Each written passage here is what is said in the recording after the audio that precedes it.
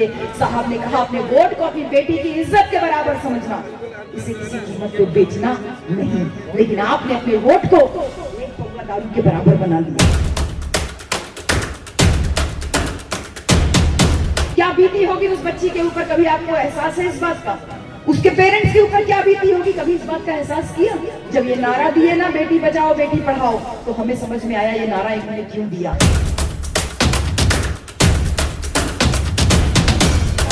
लेकिन अयोध्या वासियों की गरीबी दूर करना थोड़ा मुश्किल लगता है। अन्य जातियों को शेड्यूल कास्ट में शामिल कर देना बहुत आसान है। तुम्हारा गुलामी को तोड़ने का रास्ता जाता है तो उस गुलामी को क्या कहते हैं, गुलामी की क्या परिभाषा है? किसी चीज को जाने समझे बिना स्वीकार कर लेना गुलामी है। हाथ में लाल धागा, काला धागा, पैर में धागा बांधना, ये गुलामी की निशानी है। अपनी बीवी को ब्लेम करना, ये गुलामी की निशानी है।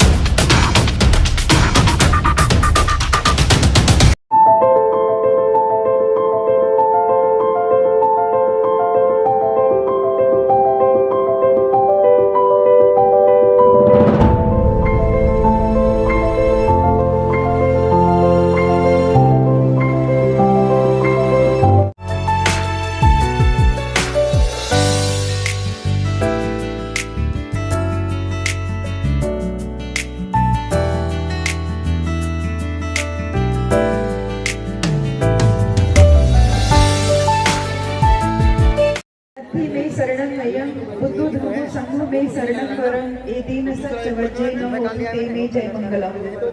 बुद्ध धर्म और संघ के अलावा मेरी दूसरी कोई शरण नहीं है। इस सत्य वचन से मेरा तुम्हारा हम सबका जय मंगल हो। करुणा के सागर तथागत गौतम बुद्ध को नमन करती हूँ। बोधिसत्व बाबा साहब डॉक्टर भीमराव अम्बेडकर को शत नमन करती हूँ। हमारे बहुजन समाज में जन्मे सभी संतों गुरुओं नमन करती हूँ। मंच पे आसीन आदरणीय भद्दे जी को सादर बंदामी और इस मानसिक मिशन 26 की जो पूरी टीम है, आयोजकों की पूरी टीम और इसके साथ साथ हमारे सामने बैठे सभी उपासक उपासिकाओं, आप सबको जय भी नमो बुद्धाय।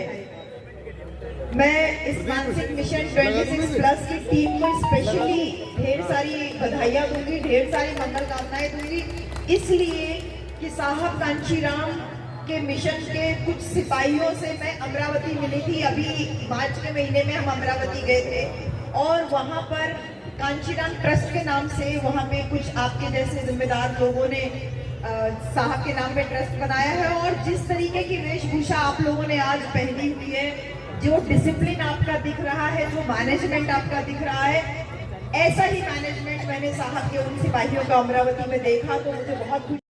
आपकी पार्टी का चुनावी घोषणा पत्र क्यों नहीं आया? तो साहब एक बात कहते हैं, वो क्या बात थी?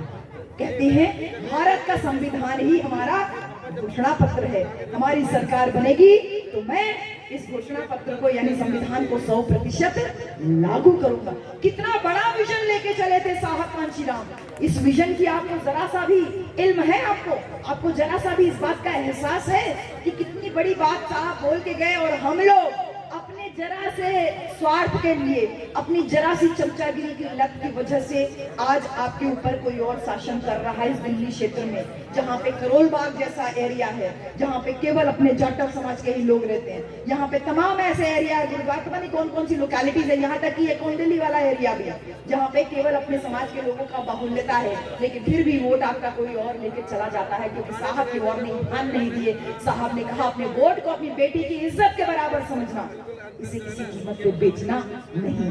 लेकिन आपने अपने वोट को एक पौवा दारू के बराबर बना दिया, अपने वोट को 2000 रुपया में बेच दिया, अपने वोट को एक प्लेट मुर्गा और एक प्लेट मीट के बराबर कर दिया। और इसीलिए बेटियों की इज्जत भी आज मुर्गा और मीट के दाम पे बिक रही है।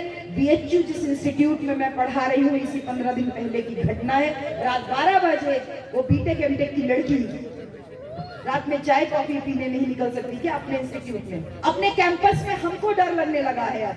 अपने कैंपस में वो बच्ची निकल रही है रात में चाय पीने के लिए और कुछ तथाकथित जातिवादी गुंडे, हिंसक गुंडे जिनको महिलाओं से नफरत है वो उसका कपड़ा उतरवा देते हैं, उसके साथ छेड़खानी करते हैं, उसका वीडियो बनाते हैं, उसका फोन लेके चले जाते हैं। क्या बीती होगी उस बच्ची के ऊपर, कभी आपको एहसास है इस बात का? उसके पेरेंट्स के ऊपर क्या बीती होगी, कभी इस बात का एहसास किया? जब ये नारा दिए ना बेटी बचाओ बेटी पढ़ाओ, तो हमें समझ में आया ये नारा इन्होंने क्यों दिया। चैलेंज दिया था, नारा नहीं दिया था कि बेटी को बचा सकते हो तो बचाओ, अगर बच जाए तो पढ़ा लेना, क्योंकि हमारे गुंडे इनको वहशियों की तरह से चारों तरफ देख रहे हैं। और इसी दिल्ली में निर्भया केस तो एक बहुत बड़ा उदाहरण है ही है। तो जब चैलेंज दिया गया, वो चैलेंज हमको अब समझ में आ रहा है कि वो चैलेंज कैसे दिया गया, और वही चैलेंज की वजह से आज जो हमारा वोट स्थिर नहीं है, 2-2 हजार रुपया पे अपने वोट को हम बेच रहे हैं, ये आने वाली पीढ़ी को गुलाम बनाने का काम हो रहा है। इनकी आपत्तियां हैं आपके संविधान से, इनको आपके घोड़ी चढ़ने पे दिक्कत है, आपकी मूछें रखने पे दिक्कत है, आप ऊंची शिक्षा लो इस पे दिक्कत है। रितु जी के साथ में जो कुछ भी भेदभाव यहाँ पर हो रहा है वो भी उसका जीता जागता उदाहरण है कि शिक्षा में भी हम आपको बराबरी नहीं लेने देंगे। हर एक चीज पे इनकी आपत्तियां हैं। तो आप ये बताइए, अगर इनकी आपत्तियां इन सारी चीज पे है कि तुम अच्छा खा नहीं सकते, अच्छा पहन नहीं सकते, इसका मतलब इनकी आपत्ति भारत के संविधान पे है।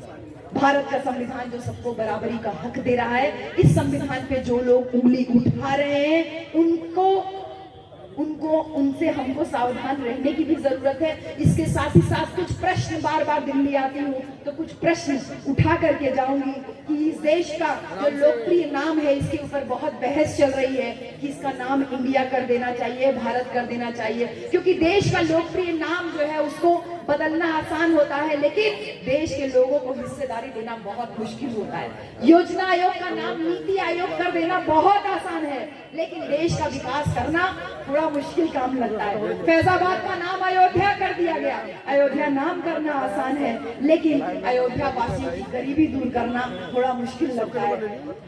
अन्य जातियों को शेड्यूल कास्ट में शामिल कर देना बहुत आसान है, लेकिन शेड्यूल कास्ट का उसका अपना आरक्षण पूरा करना शायद इनको मुश्किल काम लगता है। कांवड़ियों के ऊपर फूल बरसाना ज्यादा आसान है हेलीकॉप्टर से, लेकिन उन्हीं कांवड़ियों को रोजगार देना थोड़ा मुश्किल लगता है।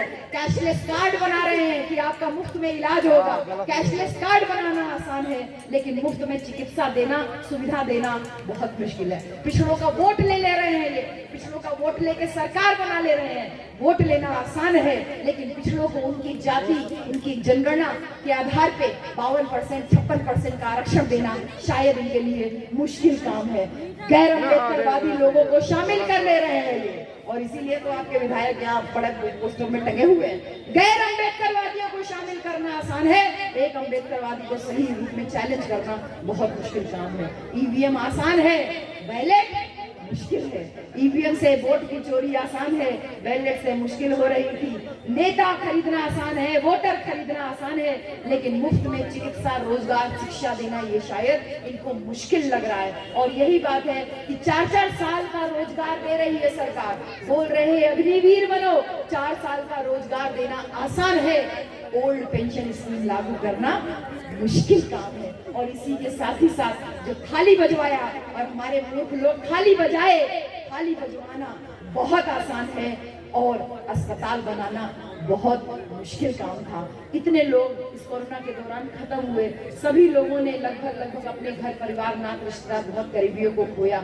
सरकार का इन सब की तरफ कोई ध्यान नहीं, उल्टा हमसे थाली बजवाया गया। हमारी सोचिए गुलामी का क्या लेवल था, जब बाबा साहब चैलेंज करते हैं, कह रहे हैं कि तुम्हारा गुलामी को तोड़ने का रास्ता धर्मशास्त्र से नहीं, तुम्हारा आजादी का रास्ता धर्मशास्त्र से नहीं, बल्कि तुमको गुलाम बनाने के लिए धर्मशास्त्र है। तुम्हारी शिक्षा से तुम्हारा गुलामी को तोड़ने का रास्ता जाता है। तो उस गुलामी को क्या कहते हैं, गुलामी की क्या परिभाषा है? किसी चीज को जाने समझे बिना स्वीकार कर लेना गुलामी है।